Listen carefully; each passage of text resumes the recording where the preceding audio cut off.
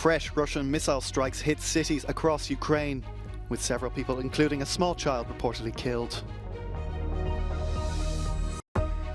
The Council of Europe Assembly recognises the deportation of Ukrainian children to Russia as genocide. Serbia insists it will not recognise unilaterally declared independence by Kosovo as the UN hears relations are at a dangerous low. Warring factions in Sudan agree another 3-day ceasefire, but sporadic fighting goes on and people continue to flee. A new report by the OECD says that workers are victims of a double blow as inflation drives wages down and labour taxes go up.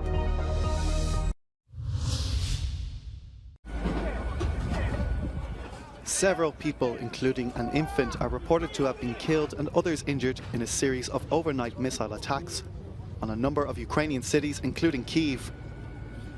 These were the scenes in Uman after an apartment building was hit in the suspected Russian strikes. The mayor of Dnipro said on social media that at least 2 people had died, a young woman and a 3-year-old child.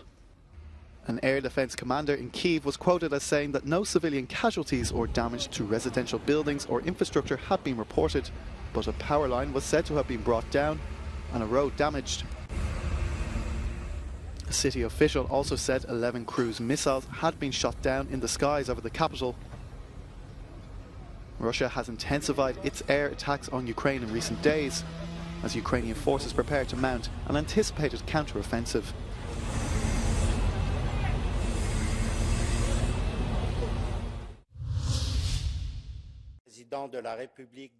The Parliamentary Assembly of the Council of Europe considers the displacement of Ukrainian children to Russia to be a genocide. The resolution notes that Moscow began illegal deportations from orphanages and care facilities even before its full-scale invasion.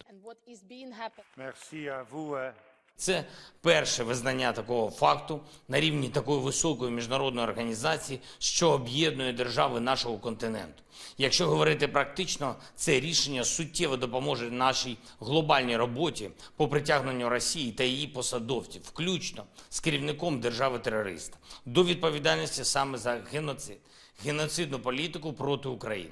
According to statistics from the Ukrainian government from mid-April, over 19,000 children had been taken or transferred to Russia.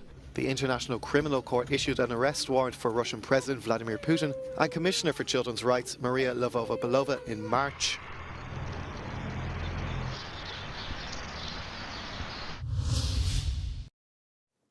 Serbia's foreign minister has told the UN Security Council that Belgrade will never accept neighbouring Kosovo's independence.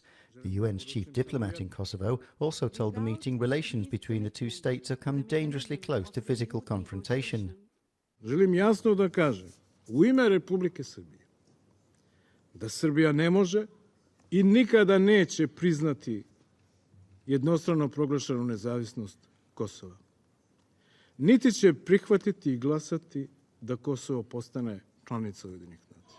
The developments come after another escalation prompted by elections in northern Kosovo that were boycotted by the local Serbian majority. Belgrade accuses Pristina of violence. Kosovo says Belgrade is encouraging protests among ethnic Serbs.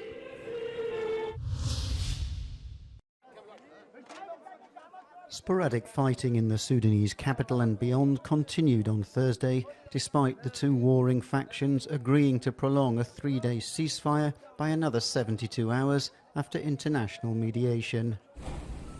Since the confrontation between the army and the Rapid Support Forces broke out on April 15th, over 500 people have been killed, mainly by airstrikes and artillery.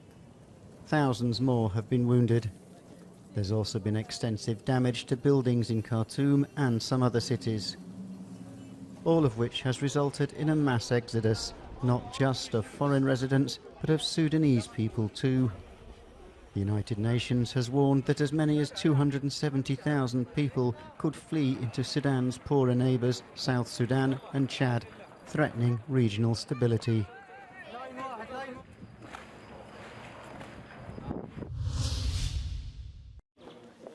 On a visit to Armenia and Azerbaijan, French Foreign Minister Catherine Colonna said peace between the two over the disputed region of Nagorno-Karabakh is still possible. Azerbaijan has accused Paris of not using its influence enough with Armenia over the issue, but Colonna said the pair could do more themselves. Progresser vers la paix, ça impose de renoncer à l'usage de la force ou même à la menace de l'usage de la force. Et c'est un message qui vaut pour les deux parties. Je pourrais aussi faire référence à des rhétoriques qui alimentent des comportements de défiance. Là où il faut parvenir à retrouver le chemin de la confiance. France is one of the international mediators in the conflict. Recently, Baku and Moscow accused Paris of undermining the peace process. Colonna's visit was meant to ease tensions between Armenia and Azerbaijan and to call an end to the blockade of the Lachin corridor, vital for Armenians in Nagorno-Karabakh.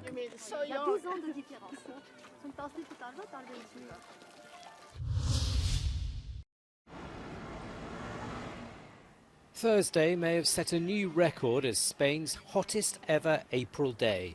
At Cordoba Airport, 38.7 degrees was recorded according to the meteorological agency, and 37.8 in Seville. With temperatures more worthy of July, people living in Spain are already looking ahead to the summer with some trepidation. Ya verá, como si fuese verano.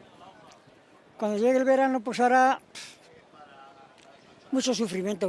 Vamos, encima, cada vez hay menos agua. Para el mes que es todavía tenía que estar lloviendo ahora, no esto todavía. Joder, es que en verano no me quiero ni imaginar. As heat waves come earlier and more frequently, the Spanish authorities are considering bringing forward special hot weather measures to May the 15th. It's dry as well as hot, and an intense drought is having disastrous effects on Spanish agriculture. Workers are victims of a double blow. Inflation driving wages down as labour taxes go up. A new report from the Organisation for Economic Cooperation and Development released Tuesday says that there's been a loss of purchasing power in 35 of its 38 member states. One of Europe's largest trade unions says that the European Central Bank is making the situation worse by increasing interest rates. Increasing interest rates is the wrong solution. It just hits working people and working families harder.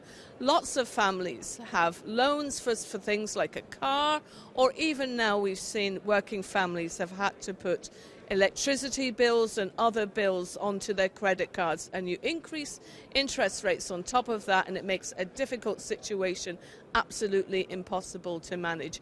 Last year, household bills, transport and food price rises were 3 to 4 times higher than wage rises.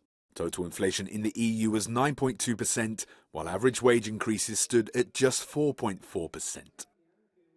The European Commissioner for Jobs and Social Rights told Euronews a new anti-crisis financial instrument isn't needed.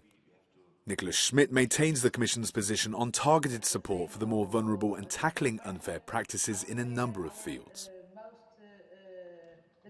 We have in some sectors a lack of competition. We have special profits taken with the argument there is inflation and that's why I increase my prices. And this is driving also in some sectors these price hikes. And this has to be combated also, and that can be done also through more competition on different markets. Last September, a temporary windfall tax was approved to curb fossil fuel companies' surplus profits. The European Trade Union Federation says that the EU should extend this measure to other economic sectors.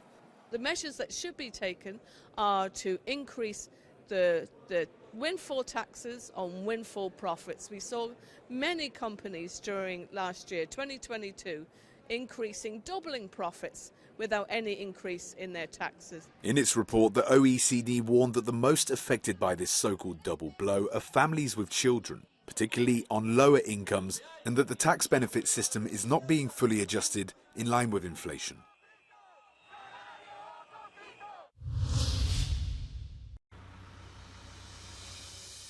No More Lies is one of Istanbul's most remarkable artists. He paints the walls of his city with giant frescoes. His works such as Origami Deer evoke global warming and giant forest fires.